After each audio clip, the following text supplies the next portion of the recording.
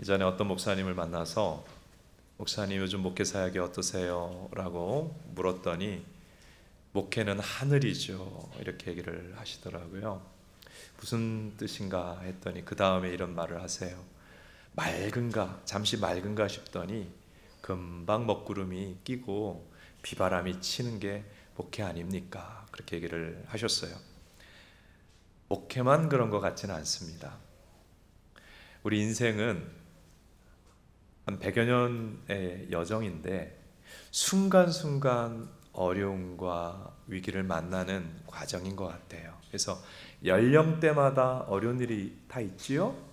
10대는 성적에 대한 어려움도 있고 대학 입시에 대한 어려움이 있습니다. 20대는 또 20대, 30대는 취업과 또 결혼과 또 직장생활 처음 적응하는 그런 어려움들을 겪습니다.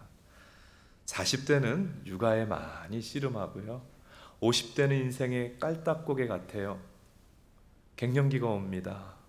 어깨가 아프고 잠은 안 오고 여기저기 아프기 시작하는데 애는 사춘기입니다.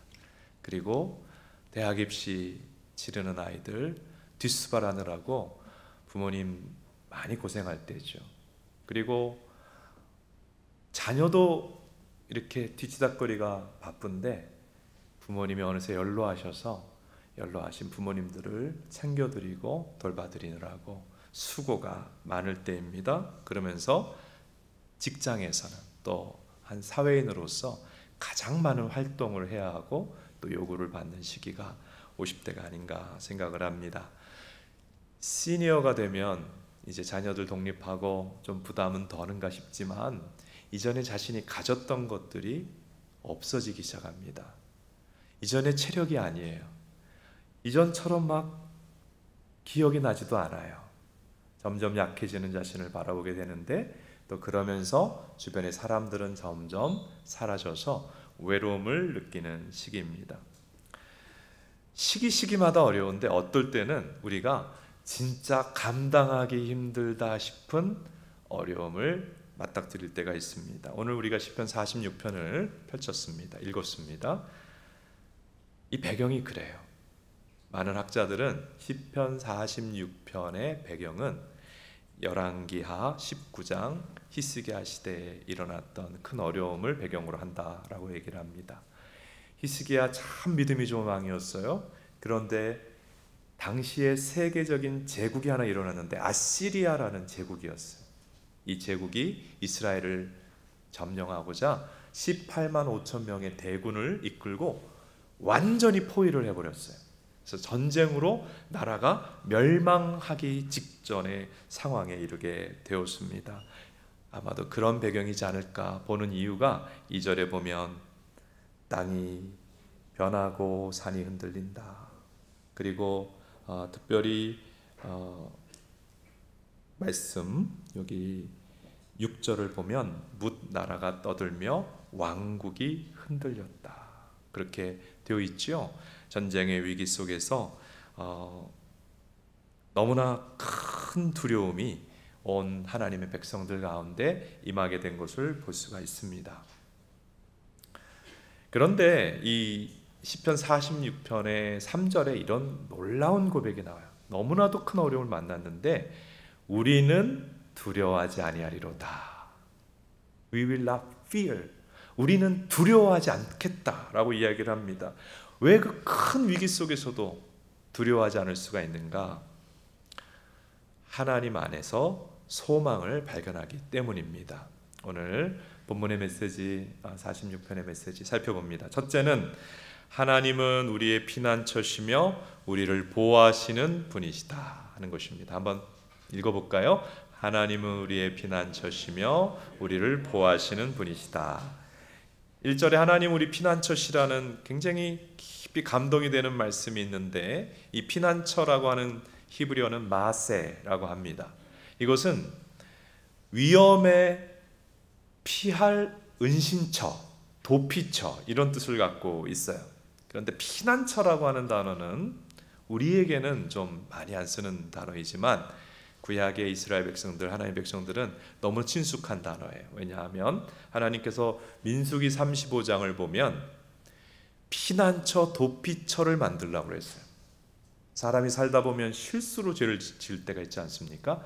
실수로, 고의가 아니라 실수로 살인한 사람이 죄로 말미암아 죽지 않도록 도피성, 피난처를 만들라고 하셨어요. 이 구약 시대에는 법치 사회가 아닙니다. 개인이 보복하는 시대입니다. 누군가 고의로 사람을 죽이지 않았더라도 그 죽은 사람의 가족이나 지인들은 보복자가 되어서 반드시 그 살인한 자를 끝까지 추적해서 죽이도록 되어 있는 것이 당시의 사회적 관례였어요. 나는 고의가 아니라 실수로 살인을 저질렀어도 죽임을 당하게 되는데 하나님은 그런 사람들을 불쌍히 여기셔서 도피성, 피난처를 만들라고 하신 것입니다. 그런데 이 피난처에, 도피성에 특징이 있어요. 그곳은 대제사장이 다스리고 있는데 그곳의 대제사장이 죽으면 고의로 살인한 게 아니라 실수로 살인하여 피난했던 그 사람의 죄가 사해진다는 거예요. 즉 그곳에 있는 대제사장의 죽음으로 그곳에 피했던 사람의 죄가 속죄되는 곳이 도피성이요 피난처입니다. 결국은 이것은 무엇을 얘기하느냐 하면 우리는 우리의 죄 때문에 다 하나님 앞에 심판을 받아 죽어야 돼요. 누구도 예외가 없어요.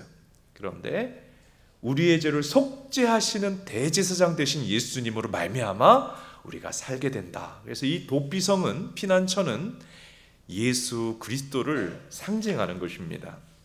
그래서 도피성은, 피난처는 예수님이시다 하는 것을 구약과 신약을 우리가 읽어보면 알 수가 있어요. 하나님이 자기 백성의 도피성이 되시는데, 하나님이 자기 백성의 도피성이 된다고 하는 것은 자기 백성을 긍휼히 여기시고 사랑하시고 보호하시는 하나님이시다 하는 것을 알 수가 있습니다. 한번 따라 합시다. 하나님은 우리의 보호자이시다. 하나님 믿는 자의 피난처가 되신다는 것을 깊이 경험하고 또 증언했던 한 인물이 있는데 코리 텐 붐이라는 여성분입니다. 네덜란드 사람이고요. 주는 나의 피난처라는 책을 썼습니다. 한번 사진을 보여주세요. 2차 대전 때 이 코리는 언니와 함께 결혼하지 않은 상태에서 한 집에 살고 있었어요. 독일군이 비행기를 보내서 자신의 사는 지역을 폭탄을 떨어뜨리기 시작합니다. 공습을 했어요.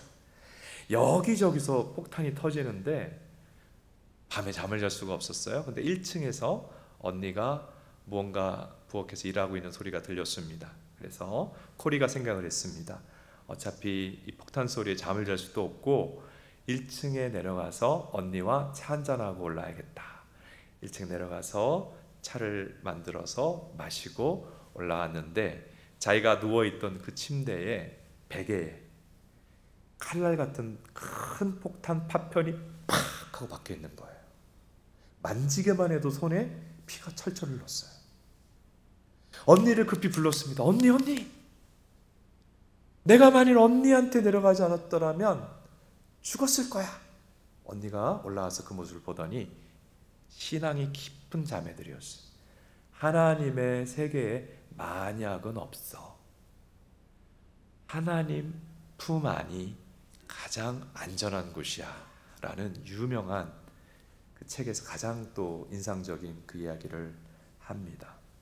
이 자매는 나중에 그 신앙 때문에 독일군의 그 포로 수용소까지, 나치 수용소까지 들어가게 되었지만 그곳에서도 하나님 피난처가 되어 주심을 경험하고 나중에 수용소에서 나와서 살아계신 하나님을 증언하는 그런 삶을 살게 되었습니다.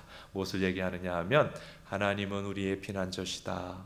46편 1절의 말씀은 성경에만 기록된 것이 아니라 오늘날도 하나님을 믿고 그분께 피하는 자들에게 동일하게 경험되는 진리인 줄로 믿습니다.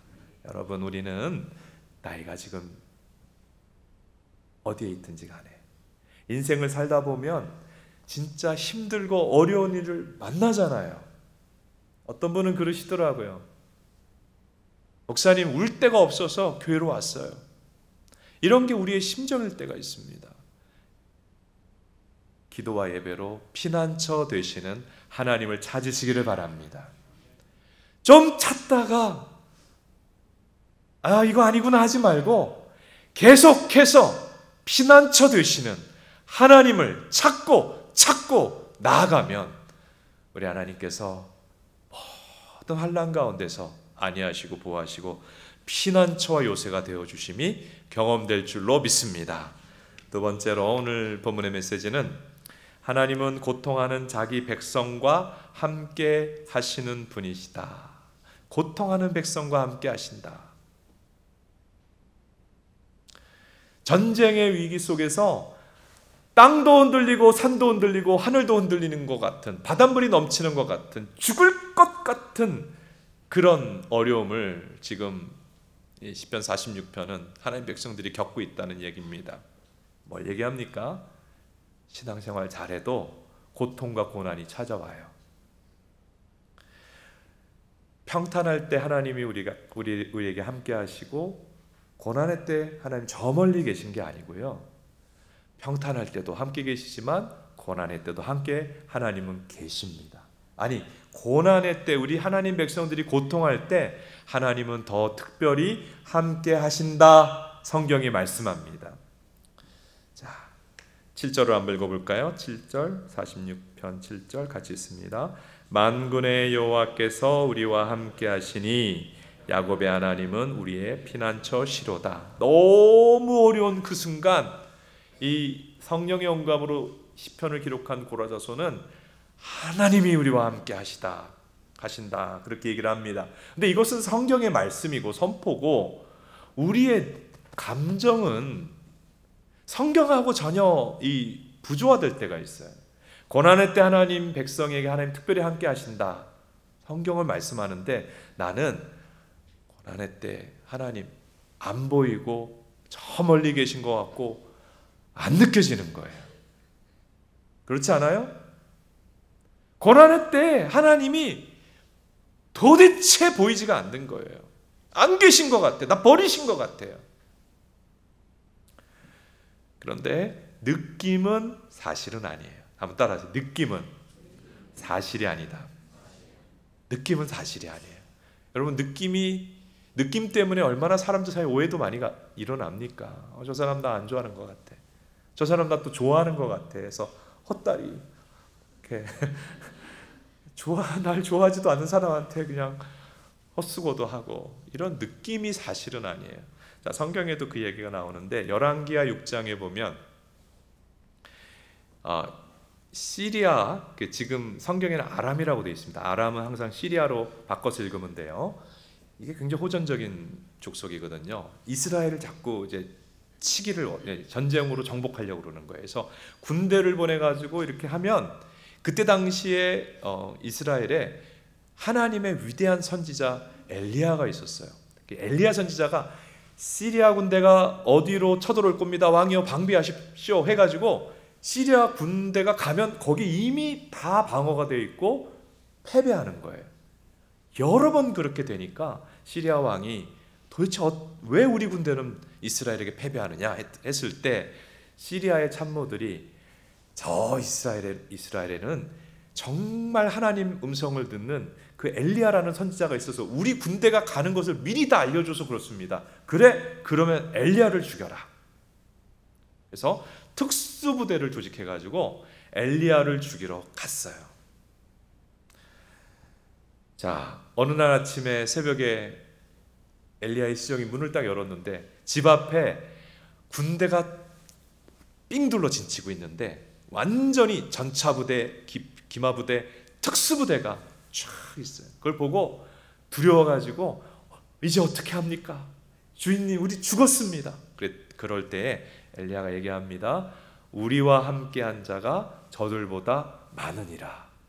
그리고 이게 무슨 말입니까? 저 무시무시한 적군이 우리 죽이려고 하는데요, 우리와 함께한 자가 어디 있습니까? 할 때에 엘리야가 기도해 줍니다. 자, 열왕기하 6장 17절 같이 한번 읽어보겠습니다. 시작. 기도하여 이르되 여호와여 원하건대 그의 눈을 열어서 보게 하옵소서 하니 여호와께서 그 청년의 눈을 여심해 그가 보니 불망 산에 가득하여 엘리사를 둘렀더라.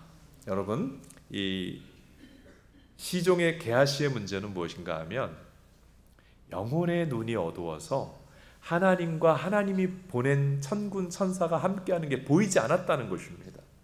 여러분, 영혼의 눈이 어두우면 하나님이 보이지 않습니다. 느껴지지 않습니다.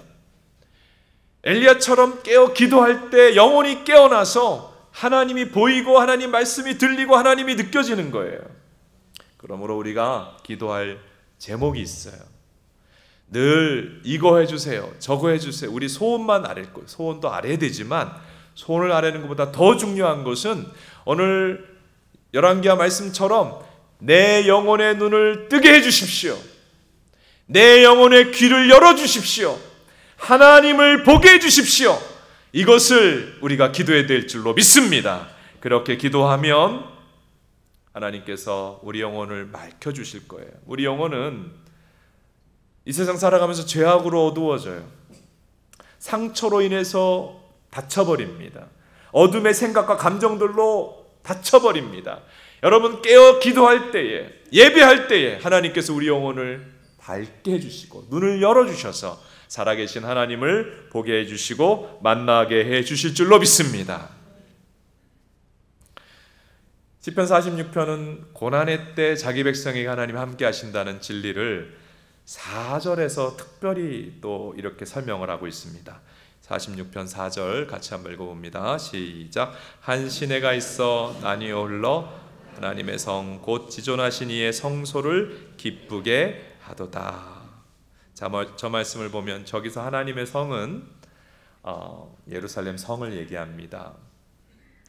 그 예루살렘은 산이에요. 산.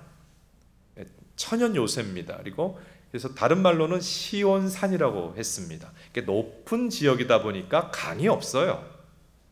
외적의 침입으로부터는 자신들을 보호하기에 좋은 요새인데 외적이 만일 삥 둘러 포위하여서 오랫도록 포위하고 있으면 그 안에 물이 떨어져서 다 목말라 죽을 수밖에 없는 단점을 갖고 있었습니다. 어느 날 엄청난 대군이 몰려와서 예루살렘 성을 포위한 거예요. 오랫도록 버티고 있습니다. 양식도 떨어졌습니다. 물도 떨어졌습니다. 이제 죽을 수밖에 없습니다. 그때 하나님께서 46편 4절에 갑자기 예루살렘 성에는 실로암 연못이 있어요. 그 실로암 연못 물이 넘쳐 흘러가게 하시는 거예요. 그래서 마치 강처럼 시내처럼 예루살렘 안에 흘러가는 거예요. 그러니까 죽을 수밖에 없었던 그 예루살렘 주민들이 그 물을 마시면서 하나님의 함께 하심을, 우리와 이 고난의 때 하나님이 함께 하신다는 것을 그 넘쳐 흐르는 실로암 물을 통해서 알게 된 것입니다. 이 이야기가 이사야에도 나오고요. 이 실로암 연못에서 흐르는 시내, 이 은혜를 모티브로 오늘 우리가 앞부분에 불렀던 실로암이라고 하는 찬양이 작곡이 된 것입니다. 이 실로암의 샘물이 흘러 자기 백성을 구원하는 예루살렘 성은 하나님이 세운 성, 교회를 뜻합니다. 하나님께서는 자기 백성이 고난을 당할 때 어떻게 도우시느냐 하면 하나님의 성, 하나님이 세우신 교회 안에 실로암 샘물과 같은 말씀과 성령의 은혜를 펑펑 솟아나게 하셔서 그 샘을 마시고 그 은혜의 시냇물을 마시고 자기 백성들이 힘을 얻고 고난 가운데 하나님이 함께 하심을 깨닫게 하시는 거예요. 하나님 백성들은 하나님의 공동체 교회 안에서 흘러넘치는 그 은혜의 샘을 마실 때에 절망 가운데서 소망을 발견합니다. 어둠 가운데서 빛을 발견합니다. 힘을 얻게 되는 것입니다. 하나님이 우리의 피난처시다. 1절은 그렇게 말씀하는데 지금 5절은 하나님이 세운 공동체, 하나님의 은혜의 샘을 흘러가게 하시는 공동체가 우리의 피난처라고 말씀을 합니다. 하나님께서 우리 공동체에 오늘 예배를 통해서 그리고 또 이어지는 오후 예배 성회를 통해서 내일 모레 글빛까지 이어지는 성회를 통해서 실로암 샘물 같은 생수의 은혜를 흘려 보내주실 때에 그 생수의 은혜를 인하여 다시 한번 힘을 얻고 소송하게 되는 저 여러분 될 수 있기를 바랍니다. 세 번째로, 하나님은 크신 능력으로 우리를 도우사 고난이 끝이 나게 하시는 분이십니다. 46편 1절에 하나님은 우리의 피난처시오. 이 부분은 앞부분에서 생각을 해봤고 살펴봤고요. 이어서 우리의 힘이요 환난 중에 만날 큰 도움이시라고 했습니다. 이 도움은 돕는 자를 뜻하는 거예요. 추상적인 게 아니라 돕는 분이시다라는 뜻이에요. 그런데 이 46편 1절에 돕는 분이라는 히브리어 단어가 시편 118편에 똑같이 나와요. 같이 한번 읽어보겠습니다. 시작. 여호와는 내 편이시라 내가 두려워하지 아니하리니 사람이 내게 어찌할까? 여호와께서 내 편이 되사 나를 돕는 자들 중에 계시니 그러므로 나를 미워하는 자들에게 보응하시는 것을 내가 보리로다. 문나라가 나를 에워쌌으니 내가 여호와의 이름으로 그들을 끊으리로다. 여기 여호와께서 내 편이 돼서 나를 돕는 자라고 하잖아요. 이것이 46편 1절의 도움, 돕는 분하고 똑같은 거예요. 히브리어로 에체르입니다. 에체르. 한번 따라해 볼까요? 에체르. 근데 이 에체르는 창세기 2장 20절에 아담을 위해서 돕는 배필, 돕는 자를 만들었다. 하와지요? 근데 하와를 에체르라고 합니다. 돕는 자, 에체르. 그러니까 하나님이 나의 에체르라는 것은 하나님이 나의 돕는 자인데 하나님은 나와 언약 관계, 마치 아담과 하와처럼 결혼 관계에 있는 것처럼 나와 언약 관계, 동맹 관계, 뗄래야 뗄 수 없는 관계에 있다는 거예요. 여러분, 저의 아내와 저는 아내의 아픔은 나의 아픔이고 아내의 기쁨은 나의 기쁨이에요. 그렇죠? 또 제 어려움은 아내의 어려움입니다. 이게 언약 관계, 동반 관계잖아요. 하나님과 우리가 그런 거예요. 여러분, 하나님에게 있어서 내 기쁨은 하나님의 기쁨이에요. 할렐루야. 근데 내 어려움은 누구의 어려움이에요? 하나님의 어려움이에요. 내 문제는 하나님의 문제입니다. 그래서 하나님이 반드시 나의 돕는 자라는 것은 나의 일, 나의 삶에, 특별히 어려운 일에는 개입하시고 함께 하시고 참여하십니다. 근데 하나님이 우리를 돕는 나의 에체르라고 성경이 오늘 말씀하면서 그 하나님이 또 어떤 분인지를 이렇게 7절과 11절에 소개합니다. 7절과 11절에 하나님이 어떤 하나님으로 소개됩니까? 만군의 여호와. 11절도 만군의 여호와. 이 만군의 여호와는 히브리어로 여호와 체바오트예요. 한번 따라해 보세요. 여호와 체바오트. 한 번 더. 여호와 체바오트. 만군의 여호와라는 것은 무엇이냐 하면 강한 용사이신 여호와라는 거예요. 그 어떤 사람도 대적할 수 없는 강한 능력과 권세를 가진 용사이신 여호와라는 거예요. 여러분 생각해 보세요. 나의 동반자가 여호와 하나님인데 여호와 하나님이 나의 돕는 이시고 에체르고 동반자이신데 그분이 여호와 체바오트예요. 성경에는 하나님을 어린 양과 사자 어린 양으로 표현할 때가 있습니다. 어린 양이라고 표현하는 이유는 우리의 죄를 속죄하기 위해 대신 죽어주시는 분이라는 뜻이고, 사자라고 하는 것은 우리를 괴롭히는 어떤 문제와도 싸워서 물리쳐 승리하게 해주시는 강한 용사라는 뜻입니다. 여러분, 나의 동반자이고 나와 뗄 수 없는 관계이신 나의 돕는 이신 여호와가 강한 용사이심을 기억하시기를 바랍니다. 하나님은 46편 1절에 피난처로서 우리가 환난과 어려움을 당할 때 감싸 보호하고 방어만 하시는 것이 아니고 우리를 괴롭히는 문제들과 그것과 싸워주시는 용사라고 하는 것이죠. 그런데 시편 46편에는 이 나의 돕는 이신 하나님의 도움이 언제 나타나는지를 말씀하고 있습니다. 46편 5절을 같이 한번 읽어봅니다. 시작. 하나님이 그 성 중에 계심에 성이 흔들리지 아니할 것이라. 새벽에 하나님이 도우시리로다.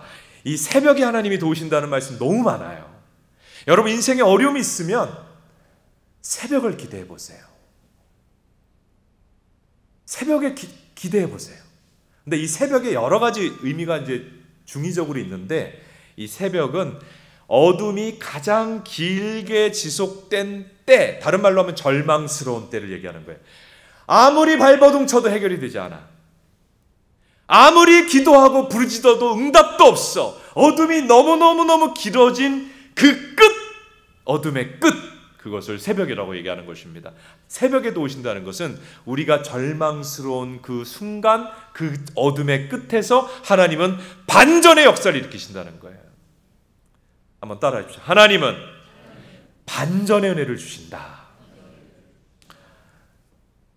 부패한 가톨릭 신앙과 맞서서 성경으로 돌아가자, 초대교회로 돌아가자고 이 종교개혁을 마틴 루터가 일으켰는데,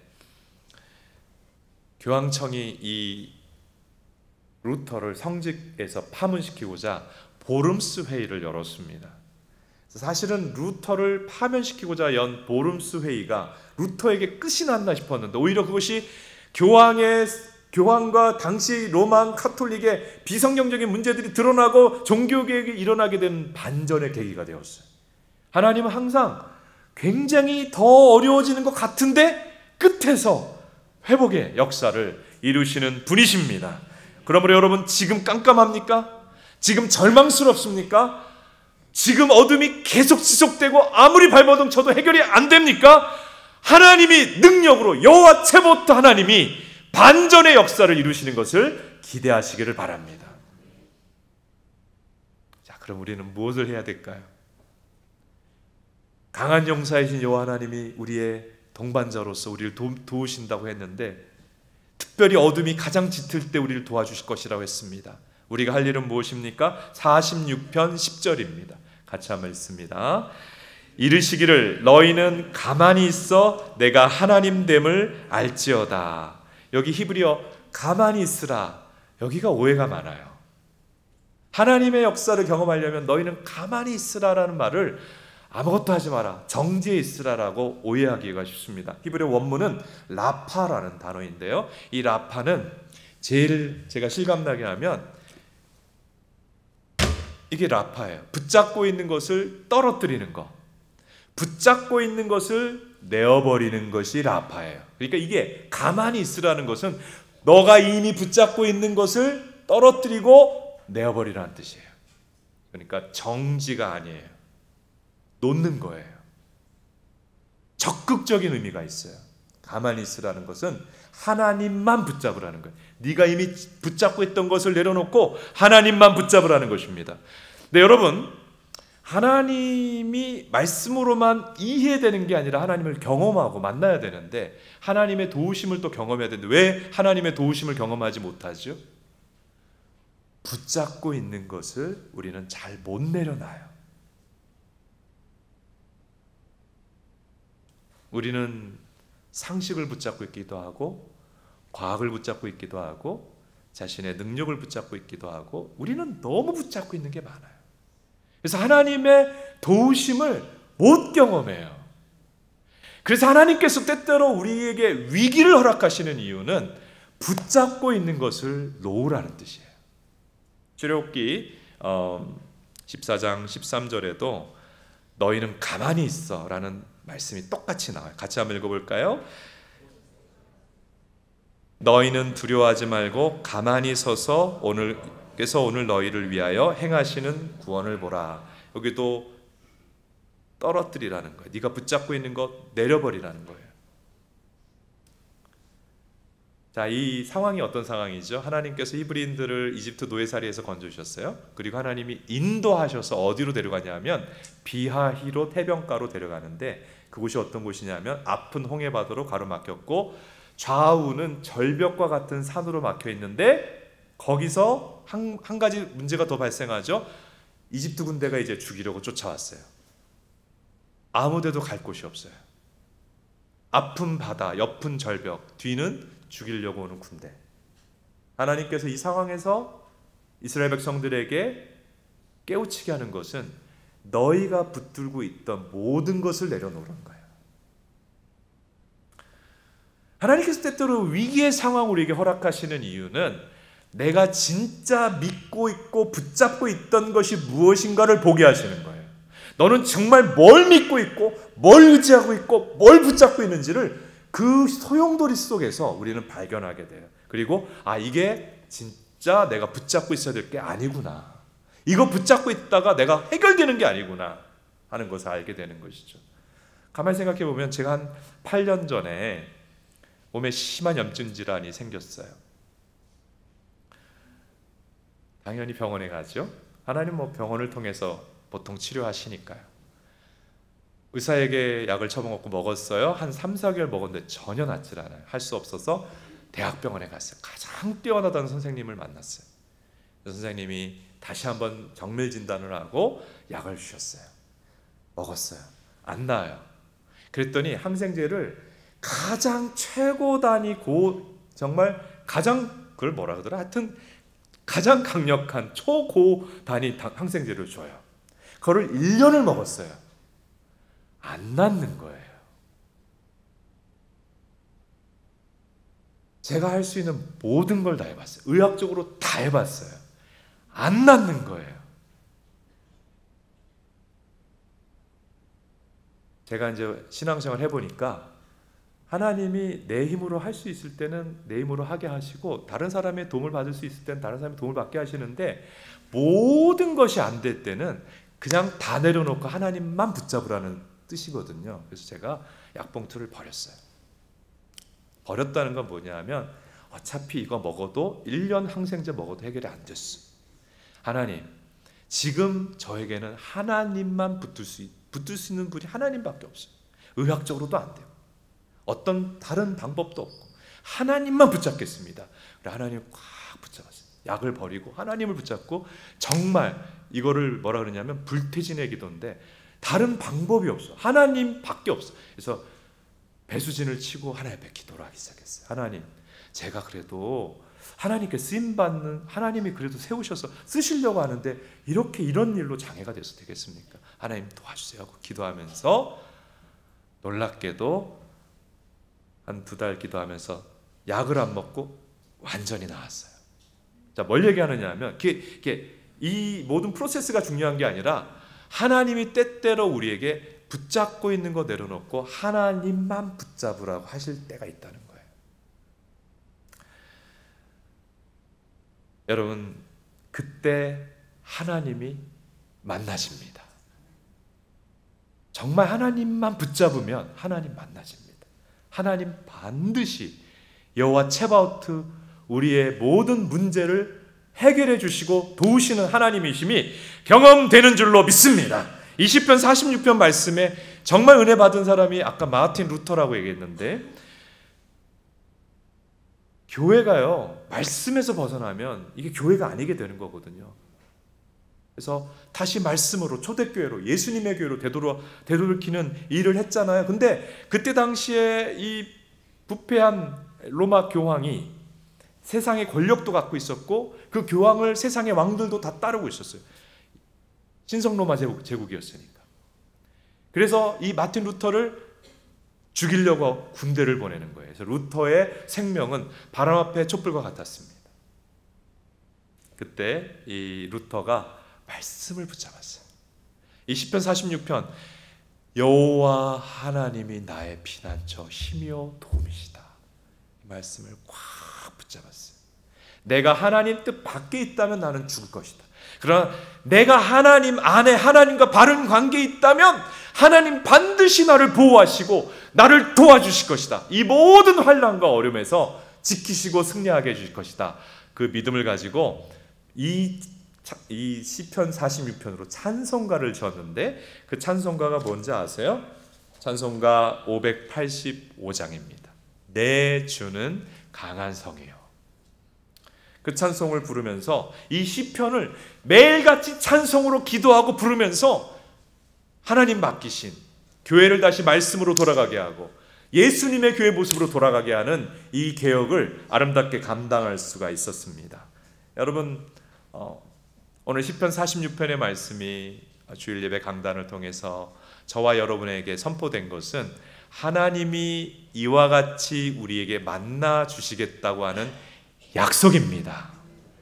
여러분, 삶이라는 건 순간순간 전쟁 같지 않아요? 시험이 왜 이렇게 많은지요? 어려움이 왜 이렇게 많은지요? 우리의 힘으로 얼마나 해결해 보려고 얼마나 지치고 힘들었습니까? 하나님 말씀합니다. 나에게로 오라. 나에게로 피하라. 내가 너의 피난처요. 내가 너의 안전한 항구다. 말씀하십니다. 오늘 예배부터 시작해서 이어지는 오후 2시 예배, 그리고 이번 성회 때 하나님이 나에게로 나오라는 거예요.